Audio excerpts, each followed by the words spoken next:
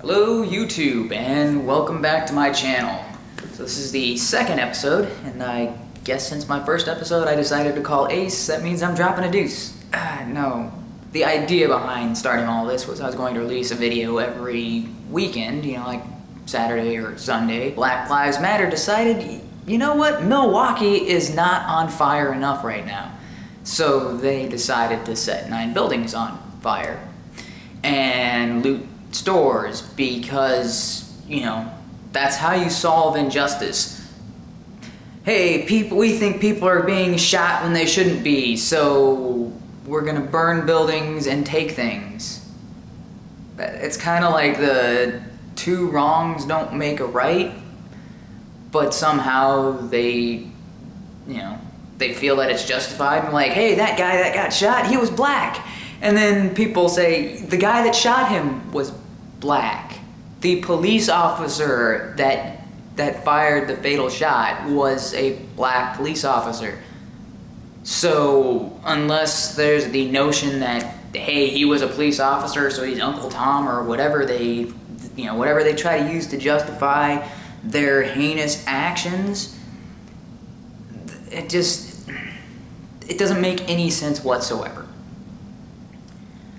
And it's sad that the country has strayed so far in, about 50-ish years, because the 1960s is when Martin Luther King gave his famous speech, I have a dream that one day my 4 children will be judged not by the color of their skin, but by the content of their character. And that's something Black Lives Matter deliberately ignores. And they stand up repeatedly for criminals. The guy in Milwaukee who was shot while he was carrying a weapon that he obtained by stealing it from someone else. So it was illegal for him to have. He stole it from someone else's house so that way he could have a weapon. And he was resisting arrest with police officers. So, how much of a racist do you have to be to think that someone got shot in that scenario just because of their skin color? And this is, okay, while we're on the topic of race whatsoever, okay, I guess I have to lay the foundation in saying that I am a mixed race. I'm not one specific thing. So maybe I have a different perspective on the importance of race. I mean, maybe I'm personally biased into thinking that race is insignificant, because guess what? There's probably only 4 other people that have the exact same racial makeup that I do. And those would be my 4 brothers, because we both have the same parents. And our parents are mixed, and so as far as I can tell, my grandmother on my mother's side was 100% South Korean, and my grandfather on my father's side is 100% Greek. Everybody else is hodgepodge. Nobody else is 100% anything. So I'm a mutt. So race is kind of like, yay, all the people that are my race. It'd be like, wait, you mean your 4 brothers? Here's the other thing that I want to mention while I'm thinking about it. And I've been told that this is anecdotal, but it's not, because my 4 brothers have pretty much the exact same DNA, as in we have the same heritage. None of us are the same. And you look at any family, even identical twins within a family, their DNA is identical. Well, I mean, I've been told that there's subtle differences. They're not 100% exactly the same, but they're closer than anyone else would be as far as genetics, DNA goes. Even twins, identical twins, are different people. They react different. They're not what's the word? They're not synchronized. Yeah, they do a lot of, it's funny when you see the 2 people that look alike and they're doing the exact same actions and all that sort of thing. But they don't act the same. They are not like copies of each other. So it's mind-boggling for me to think, for people to think that person has the same skin color as me, they're just like me. No, because I don't even think that about my own brothers, and no one should think about that even around their direct families. Like, okay, my brother just did something really stupid, and he deserves any consequence that comes from that because he did something stupid. That's my family. That's blood of my blood. That's someone who shares, more in common with me than someone who is, across the state that shares the same skin tone as me.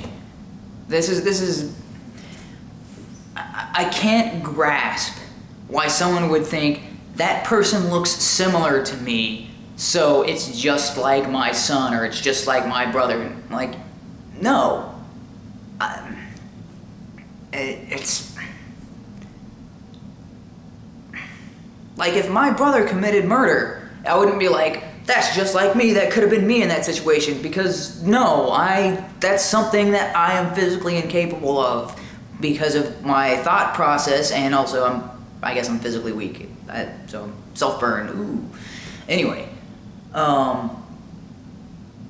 probably not, but that's not those are not situations that I would ever see myself in because of my behaviors. It's not like I would be like the cop pulls me over for a broken taillight and I end up getting shot because I don't have a criminal record and I don't have any reason for a cop to think I have any violent intentions towards him because of my behaviors and my mannerisms. And if he tells me to keep my hands on the steering wheel, guess where my hands are gonna be? They're gonna be on the steering wheel.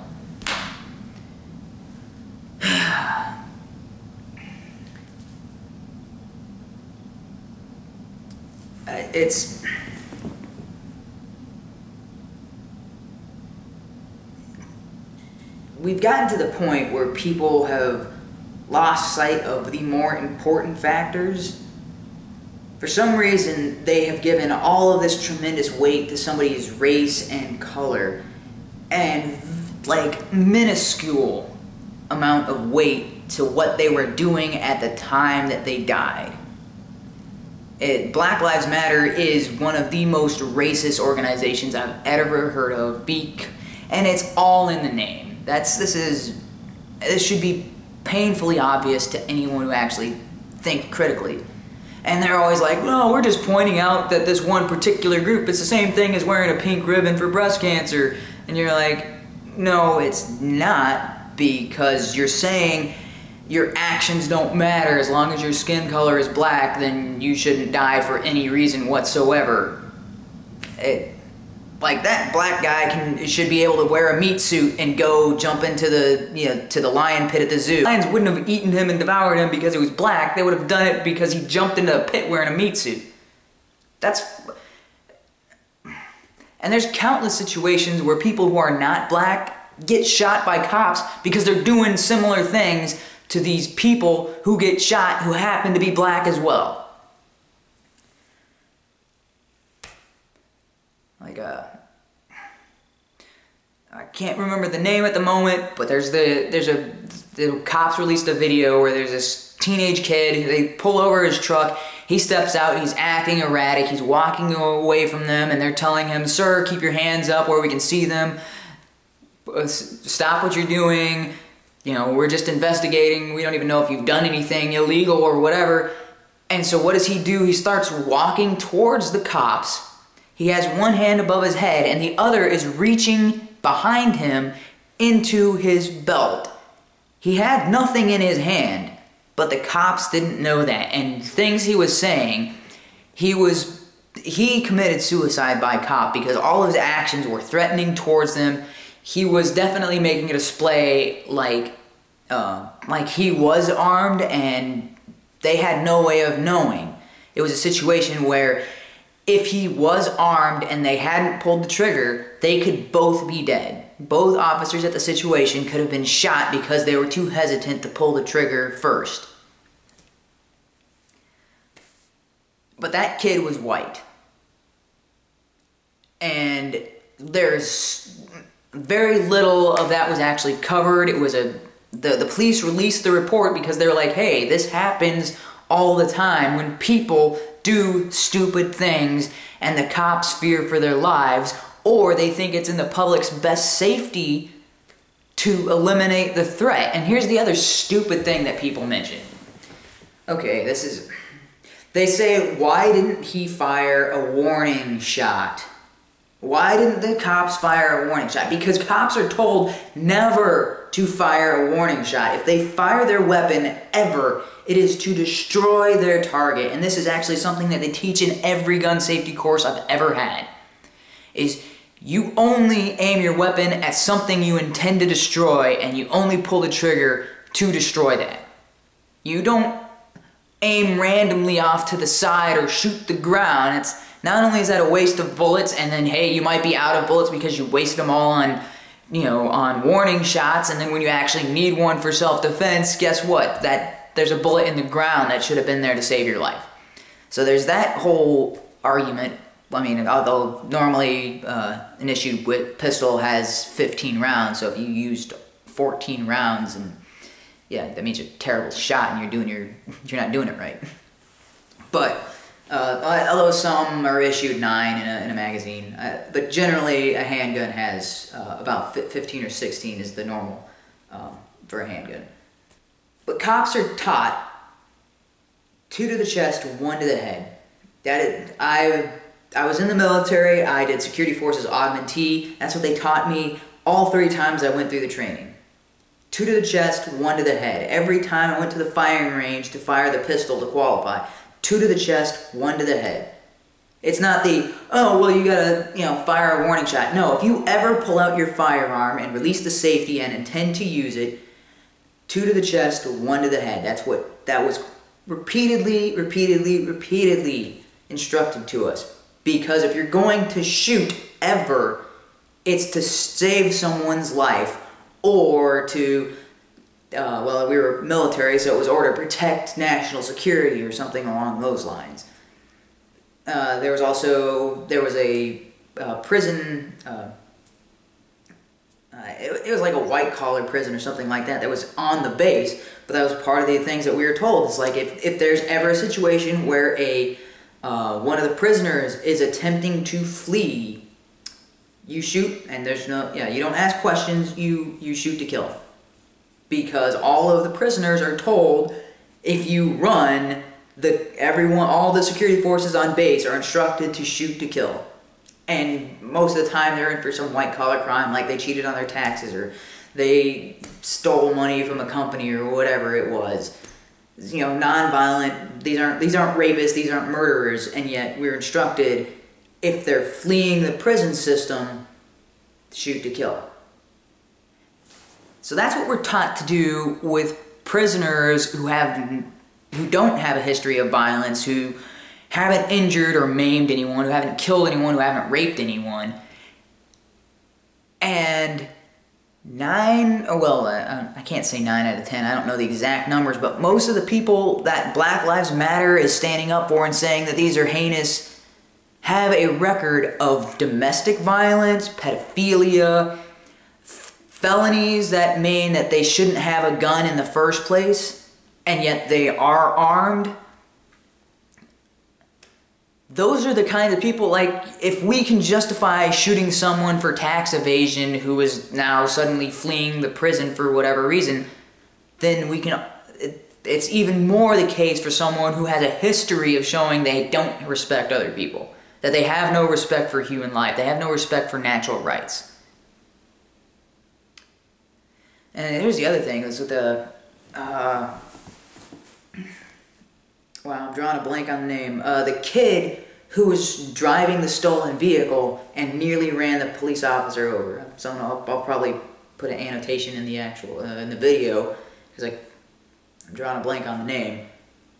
But he was driving a car at a police car. The officer stepped out of the car.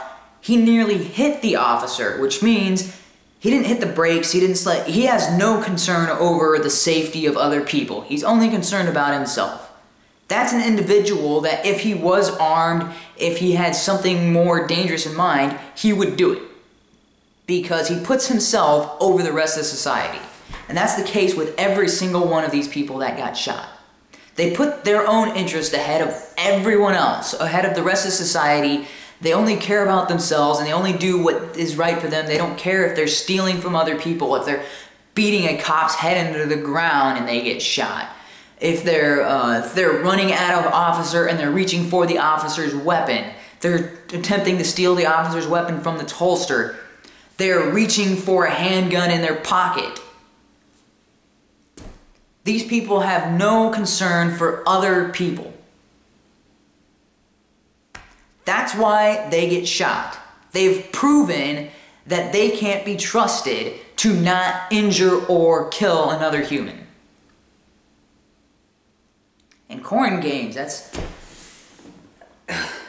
that is the most despicable thing I have ever seen, and why Black Lives Matter would think that that is someone they should stand up with.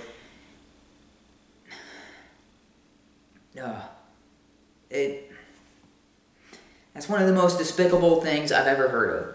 And so they've found videos of other encounters that she's had with police officers where she's brainwashing her child into thinking, and she's telling him that officers want him dead because of his skin color, and not to trust the police, who is just trying to get her identification, and is telling her that she is not allowed to drive on the roads in her car because she doesn't have a license plate on the car, and she doesn't have insurance. And so it's not in society's best interest for her to continue driving because, you know, without insurance she crashes into someone and she costs them money and she has no way to pay them, and, you know, the other person's just SOL because she was an inconsiderate asshole. And then she's telling her kid that this officer, who's being incredibly polite, wants to kill him because of the color of his skin. And the officer is, you can hear him in the background saying, no, that's not the case. We're not here to kill you or injure you. You can't drive anymore because you're operating your vehicle without insurance and without a license. And the kid is telling his mother that the officer is just doing his job and is being a nice man. And the mom is repeatedly telling him that no, you don't listen to them, they want us dead. And then the incident happens, and she's armed against and having a standoff with a police officer, and she grabs her son and puts him between the officers and herself. Now there's a story in the Bible of Solomon where there's two women and they're both arguing over the whose child it is, and they bring it to the king, and what does he do? He says, well, we don't know whose child this actually is, so we'll split the child between the two.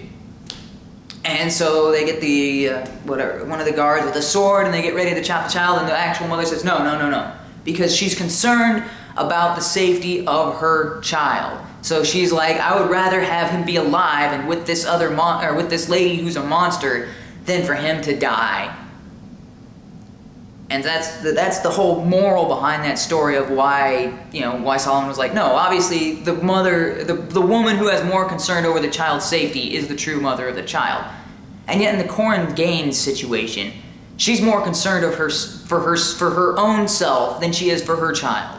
That's complete backwards of everything we know about nature, where you hear of these mothers risking their lives for their child, where they're lifting up vehicles in order to save their child, like doing superhuman feats of strength in order to save their children. During volcano eruptions, when Pompeii exploded, there are mothers who have their arms wrapped around their children, trying to protect them, trying to shield them. And Corin Gaines is doing the exact opposite. That is the reverse and the backwards mentality that we have beat into our society. Not we haven't, that has been beat into the society, because they think everything that is wrong with us is specifically because of the color of our skin and not because of what we are doing. I don't know how this message is continually being beat and brainwashed into these people. Because it's not just the African American or the black community that has this in their head. It is becoming a widespread epidemic of people who think that race is more important than thoughts, words, and actions. People who say, like this, the AIDS Skrillex, like, you're a white male. I do cuss, but I'm trying to keep that out of these videos. Because my mom knows I have a YouTube channel, and she's watched some of my attempted songs. And if she finds this video, I don't want me to be like bleep, bleep, bleep, bleep, bleep. But off camera, I tend to cuss like a sailor. No, that's the meaning to sailors, because I cuss more than pretty much any sailor I've met. I'm getting distracted because AD, ooh, shy.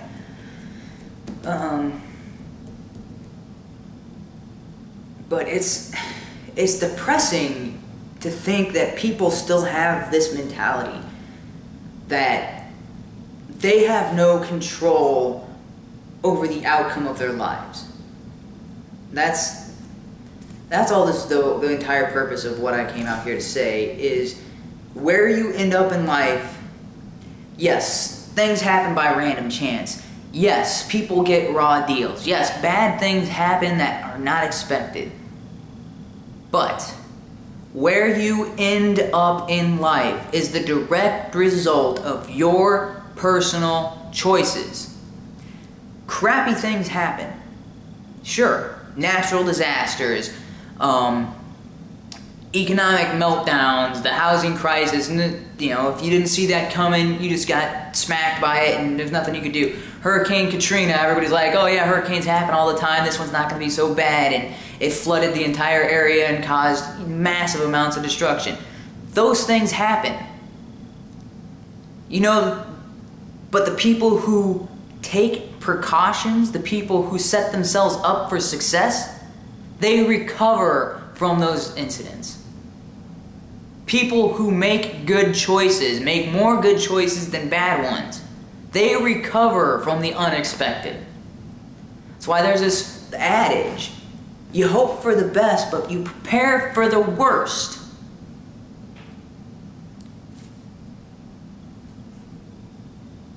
Because when the unexpected happens, your choices that you made when things were going right, when things were going well, when you had money and you had your job and everything was going well for you. The choices you made during that time shield you from the things that happen that you can't control. Again, this is probably anecdotal because it's just my experiences in life. I have been flat broke twice in my life. Flat broke. The first time I had a car and $100 to my name. Second time, I had my car and I didn't have $100 to my name. I had $150,000 worth of debt to my name. No job, no income, on my own, no place to live, a car and $150,000 worth of debt to my name. That's not zero, that is negative $150,000.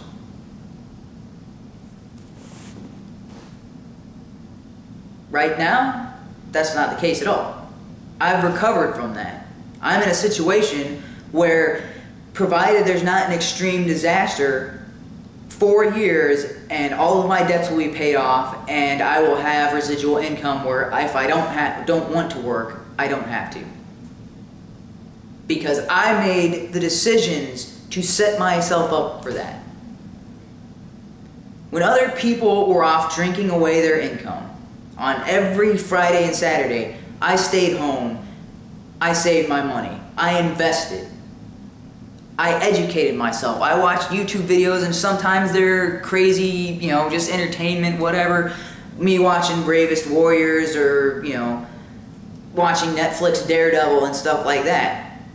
Sure, I do that with my time, but you know what else I do?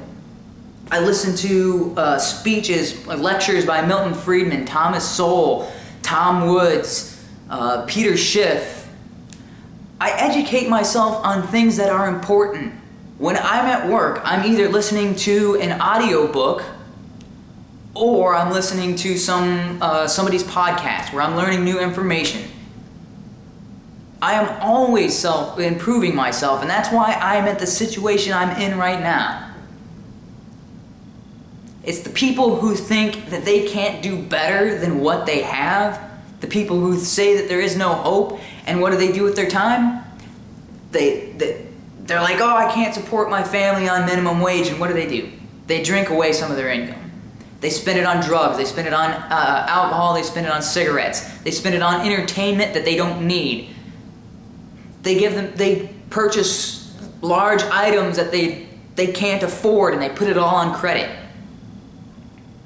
And then they complain that they're not making enough to support themselves. They buy fast food for their families when they can't afford fast food every night. Fast food is expensive. You're talking about at least $5 per person to go out to eat at a fast food restaurant. You can pay $2 and feed a family of 4 if you buy your stuff at the groceries and you cook your own food. $2 feeds a family of 4 easily. It's not like that everybody's starving at the end. And yet these poor families, they repeatedly make the decisions that keep themselves poor. And they think and they tell themselves that they're stuck in their situation because of their skin color, because they started off poor and they can't rise above. And they repeatedly ignore every example of someone who is in their same situation who defied all of their expectations. The people who rose above their situations, who rose above their status, who said, I am not defined by my race, I am not defined by my social status, I am not defined by my current income. I want more, and in order to get more, I'm going to be more. Black Lives Matter doesn't want to hear that. Black Lives Matter wants to continually tell people the only reason bad things happen to you is because you're black. Black Lives Matter wants that lie to be what we teach our children, what they teach their children, what we teach everyone, is that where you end up in life is solely because of your skin color. And how does something like this happen when our president is black? Our attorney general is black.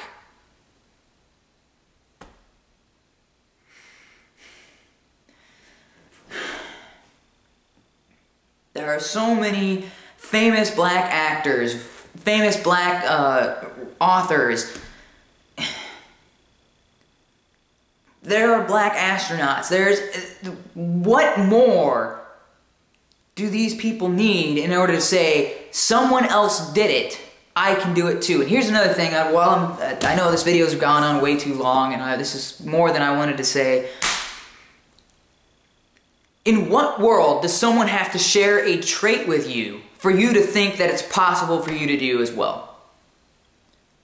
Why do you need a woman scientist in order for you to be a woman scientist? Why do you need, like, oh, that guy's a successful black actor, that means I can be a successful black actor? No, it's like there is a person in the world that is a successful this. That means anyone else can do it. The first guy to run a 4-minute mile was a white, I think he was Englishman. They thought it was impossible for a human being to run an under 4-minute mile. Now, every Olympic athlete, if you're not running under a 4-minute mile, you don't even get in the Olympics.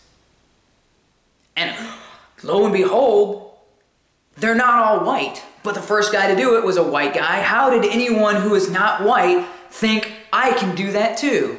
Because you don't need to share a trait with someone who's already done it before you in order for you to do it as well. You just need to know, hey, humans did this, I can do that too. And then there's even Like that, if people just lived like that, you know, someone else, male, female, black, white, Asian, you know, whatever. If someone else was able to do that, any other person can do that. And I'll even say that handicapped people, okay, this is, you'd be surprised. There are YouTube videos all over the place of people with physical limitations that said, you know what, I'm not going to be defined by my physical limitations. They say it's impossible for me to do X, Y, and Z. I'm going to prove them wrong by doing exactly that. People born with no arms that play the guitar, and I have all my limbs. I'm not handicapped in any way, shape, or form, and I use, you know, like, oh, you know, I'm just not talented enough to play the guitar. No, I use that excuse way too often, and that's why I'm just now starting to play the guitar and just learning, because I let that hold me back. And then you see these people that are born without arms that are playing the guitar, and they invent ways to overcome their circumstances. And they never told themselves, oh, well, I've never seen anybody else with no arms, you know, that did this, so I guess I can't. No, they just said it's possible because it's been done by someone else. Now, if everyone had that in their mind, then we wouldn't have to deal with any of this nonsense of Black Lives Matter. You know, and all those people would still be alive because they wouldn't have been career criminals. They wouldn't have been resisting arrest. They wouldn't have been forcing those cops to make decisions they didn't want to make. Do you think... No, watch interviews of actual police officers. None of them ever goes to work thinking, I need to kill somebody today, or I want to shoot at someone, or I want to see someone dead. No, that's the part of the job that they dread, that they fear that they will have to do because it's part of the job, and they want to avoid death and because they're humans. That's human nature. Death is deplorable. It's something we all hate unless we're clinically insane or we've been brainwashed to accept it by viewing other people as less than humans. That's the whole... again, this video's gone way too long. But, okay, I'm gonna... Since I brought it up, I'm gonna head off on this tangent of... That's why we teach our soldiers, those aren't human beings, those are terrorists. Those aren't human beings, those are Nazis. Those aren't human beings, those are Japanese soldiers. So, it's a... what's the word I'm looking for? It's not cognitive dissonance.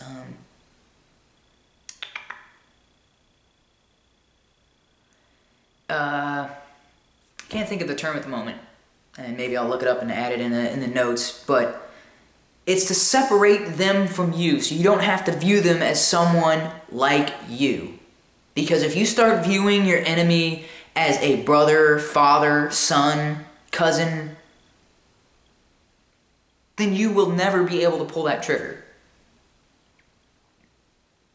I mean, 99.9% of people would never be able to pull that trigger. There's always that small portion of the population with no, you know, they're just incapable of feeling remorse for other people. And I say that because that's what I've been told, is that people are like that. But I don't have any proof or evidence to back that up, but that, to me, seems like an entirely learned behavior. I don't think that is natural. That is not a genetic trait or something passed down through generations. That is not a natural phenomenon. I'm pretty sure that that is a learned behavior. That is a, say, self-defense mechanism where something atrocious happened, and so the individual separates themselves from their emotion in order to preserve their sanity or whatever, in order to preserve their own well-being, and then once the dangerous situation or once the tragedy or whatever it is is over, they don't know how to reconnect those. And so I'm fairly certain that that is a self-defense mechanism and is learned behavior, not a natural state of being. Because, I mean, that's Okay, I went off on tangent, adding a tangent to another tangent here. Sorry about that. I'm not sure if I can cut this down in editing and make this more palatable. But I just want to say, if another human can do it, there's no reason any other human can't do it. And then there's always the other thing is, even if no one else has already done it, you can be the first. What's stopping you from being the first? If you had to see someone else do something in order for you to do it, we'd only ever achieve what's already been done. No one would ever do anything new. But people do new things all the time. People invent new things because they don't allow themselves to be stuck saying, I can only do what my race or people with my name or I can only do what people that are very similar to me can do. No, they say, I can do whatever my mind lets me do. And there is no limitation on the mind. Thoughts are immortal. Thoughts are they're not bound by physical limitations because we are constantly thinking of ways to work around physical limitations. We are constantly coming up with new technologies that allow us to do things that would be physically impossible with just our regular bodies. Ideas have no limits.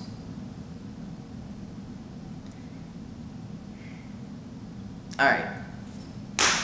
Sorry for this video went way too long, but this is obviously something that I felt very passionate about, and odds are this video is just going to be me talking to myself and no one's going to click or like or subscribe, and then the people that this is intended for, they're not even going to listen. They'll probably never even know about it, and if they do, they're going to just dismiss it saying, what would he know, he's just a silly white boy, and I'm like, I'm not white. I have never been white. Korean and Greek, neither of those is white. So, yeah.